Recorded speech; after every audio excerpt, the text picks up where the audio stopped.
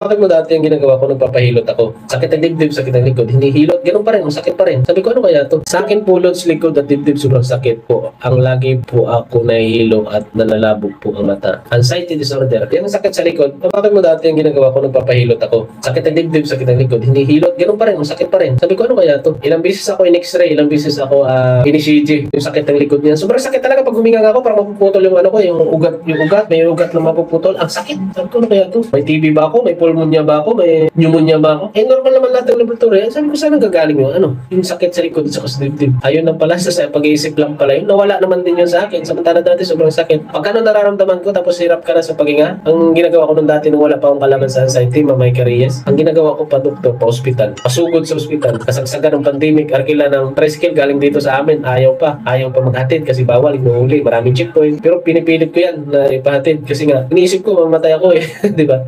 Kasama po yan.